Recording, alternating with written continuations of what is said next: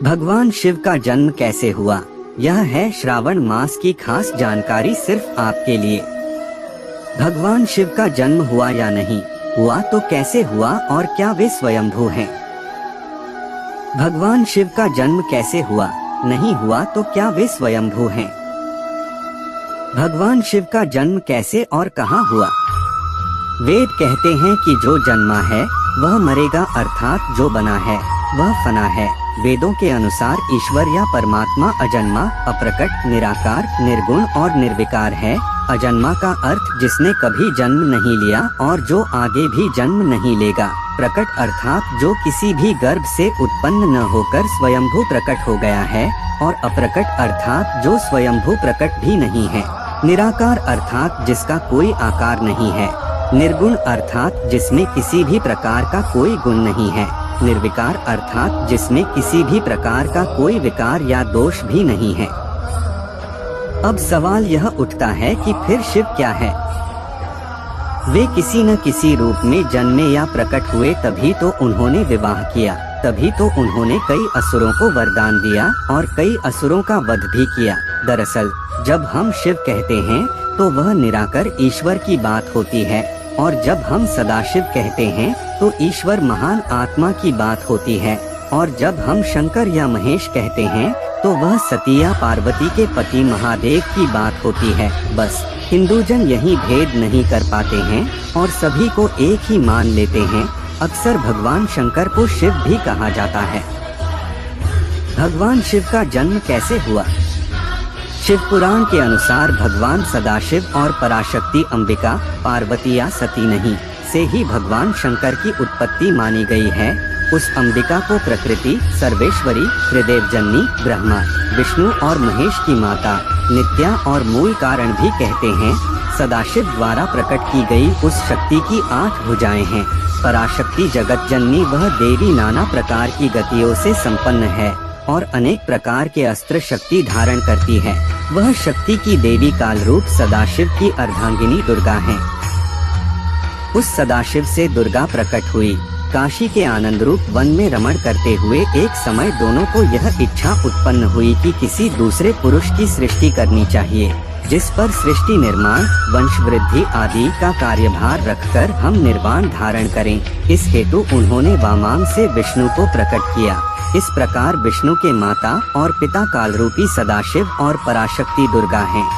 विष्णु को उत्पन्न करने के बाद सदाशिव और शक्ति ने पूर्ववत प्रयत्न करके ब्रह्मा जी को अपने दाहिने अंग से उत्पन्न किया और तुरंत ही उन्हें विष्णु के नाभि कमल में डाल दिया। इस प्रकार उस कमल से पुत्र के रूप में हिरण्यगर्भ ब्रह्मा का जन्म हुआ।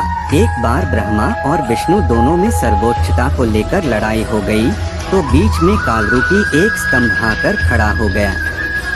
तब ज्योतिर्लिंग रूप काल ने कहा, पुत्रों, तुम दोनों ने तपस्या करके मुझसे सृष्टि, जन्म और स्थिति, पालन नामक 2 कृत्य प्राप्त किए हैं। इसी प्रकार मेरे विभूति स्वरूप रुद्र और महेश्वर ने 2 अन्य उत्तम कृत्य संहार, विनाश और तिरोभाव अकृत्य मुझसे प्राप्त किए हैं, परंतु अनुग्रह, कृपा करना नामक दूसरा कोई कृत्य पा नहीं सकता। रुद्र और महेश्वर दोनों ही अपने कृत्य को भूले नहीं हैं, इसलिए मैंने उनके लिए अपनी समानता प्रदान की है। सदाशिव कहते हैं, ये रुद्र और महेश मेरे जैसे ही वाहन रखते हैं, मेरे जैसा ही वेश धरते हैं और मेरे जैसे ही इनके पास हथियार हैं। वे रूप, वेश, वाहन, आसन और कृत्य में मेरे ही समान हैं। कहाँ जन्म हुआ था? उस कालरूपी ब्रह्मा सदाशिव ने एक ही समय शक्ति के साथ शिवलोक नामक क्षेत्र का निर्माण किया था। उस उत्तम क्षेत्र को काशी कहते हैं। वह मोक्ष का स्थान है। यहाँ शक्ति और शिव अर्थात कालरूपी ब्रह्मा, सदाशिव और दुर्गा यहाँ पति और पत्नी के रूप में निवास करते हैं। यहीं पर जगत जननी ने शंकर को जन्म दिया। इस मनोरम स्थान काशीपुरी को प्रलयकाल में भी शिव और शिवा ने अपने सानिध्य से कभी मुक्त नहीं किया था। एक अन्य पुराण के अनुसार एक बार ऋषि मुनियों में जिज्ञासा जागी कि आखिर भगवान शंकर के पिता कौन है। यह सवाल उन्होंने शंकर जी से ही पूछ लिया कि हे महादेव, आप सबके जन्मदाता हैं, लेकिन आपका जन्मदाता कौन है? आपके माता पिता का क्या नाम है? इस प्रश्न का उत्तर देते हुए भगवान शिव ने कहा, हे मुनिवर, मेरे जन्मदाता भगवान ब्रह्मा हैं। मुझे इस सृष्टि का निर्माण करने वाले भगवान ब्रह्मा ने जन्म दिया है। इसके बाद ऋषियों ने एक बार फिर भगवान शंकर से पूछा कि यदि वे आपके पिता हैं तो आपके दादा कौन हुए। तब शिव ने उत्तर देते हुए कहा कि इस सृष्टि का पालन करने वाले भगवान श्रीहरि अर्थात भगवान विष्णु ही मेरे दादाजी हैं। भगवान की इस लीला से अनजान ऋषियों ने फिर से एक और प्रश्न किया कि जब आपके पिता ब्रह्मा हैं, दादा विष्णु, तो आपके परदादा कौन हैं? तब शिव ने मुस्कुराते हुए उत्तर दिया कि स्वयं भगवान शिव। भगवान शिव के जन्म से जुड़ा रहस्य क्या है? भगवान शिव को स्वयंभू कहा जाता है, जिसका अर्थ है कि वह अजन्मा है। वह ना आदि है और ना अंत। भोलेनाथ को अजन्मा और अविनाशी कहा जाता है। तो आइए जानते हैं उनके जन्म से जुड़ा रहस्य क्या है। जाने भगवान शिव के जन्म से जुड़ा रहस्य। 2/13 त्रिदेवों में भगवान शंकर को महत्वपूर्ण स्थान प्राप्त है। भगवान ब्रह्मा सृजनकर्ता, भगवान विष्णु संरक्षक और भगवान शिव विनाशक की भूमिका निभाते हैं। त्रिदेव मिलकर प्रकृति के नियम का संकेत देते हैं कि जो उत्पन्न हुआ है उसका विनाश भी होना तय है। जाने भगवान शिव के जन्म से जुड़ा रहस्य। 3/13 इन त्रिदेव की उत्पत्ति खुद एक रहस्य है। कई पुराणों का मानना है कि भगवान ब्रह्मा और भगवान विष्णु शिव से उत्पन्न हुए। हालांकि शिव भक्तों के मन में सवाल उठता है कि भगवान शिव ने कैसे जन्म लिया था। जाने भगवान शिव के जन्म से जुड़ा रहस्य। 4/13 कहा जाता है कि भगवान शिव स्वयंभू है, जिसका अर्थ है कि वह मानव शरीर से पैदा नहीं हुए हैं।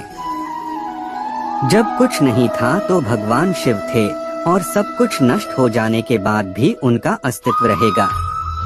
भगवान शिव को आदिदेव भी कहा जाता है, जिसका अर्थ हिंदू माइथोलॉजी में सबसे पुराने देव से है। वह देवों में प्रथम है। जाने भगवान शिव के जन्म से जुड़ा रहस्य। 5/13 हालांकि भगवान शिव के जन्म के संबंध में एक कहानी प्रचलित है। भगवान ब्रह्मा और भगवान विष्णु के बीच एक बार बहस हुई। दोनों खुद को सर्वश्रेष्ठ साबित करना चाह रहे थे। जाने भगवान शिव के जन्म से जुड़ा रहस्य। 6/13 तभी एक रहस्यमय खंभा दिखाई दिया। खंभे का ओरछोर दिखलाई नहीं पड़ रहा था। भगवान ब्रह्मा और विष्णु को एक आवाज सुनाई दी और उन्हें एक दूसरे से मुकाबला करने की चुनौती दी गई।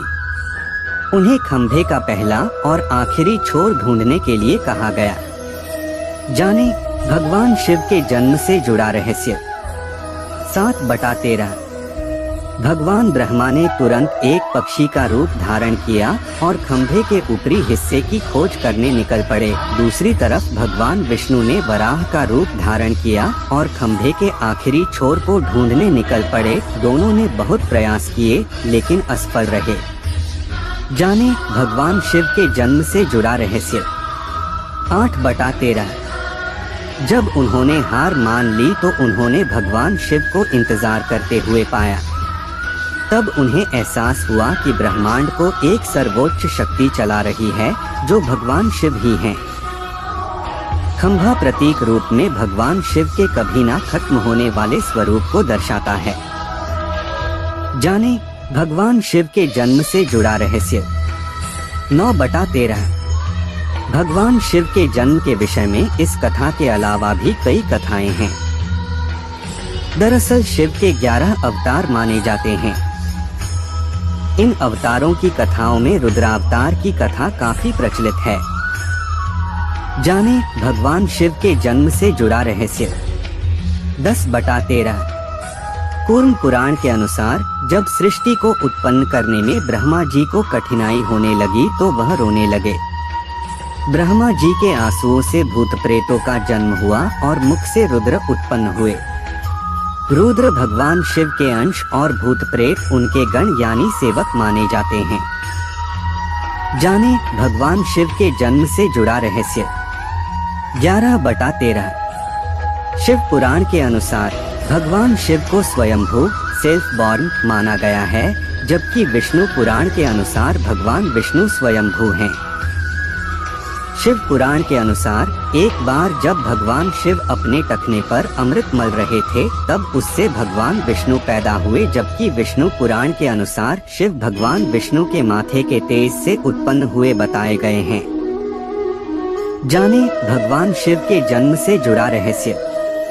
12/13 संहारक कहे जाने वाले भगवान शिव एक बार देवों की रक्षा करने हेतु जहर पी लिया था और नीलकंठ कहलाए। भगवान शिव अपने भक्तों पर प्रसन्न हो जाएं तो सारी मुरादें पूरी कर देते हैं। जाने भगवान शिव के जन्म से जुड़ा रहस्य। 13/13 भगवान शिव की लिंग रूप में पूजा की जाती है। जटाधारी शिव शंकर को प्रसन्न करने में किसी भी मनुष्य को कठिनाइयों का सामना नहीं करना पड़ता है। उन्हें सच्ची श्रद्धा मात्र से ही प्रसन्न किया जा सकता है।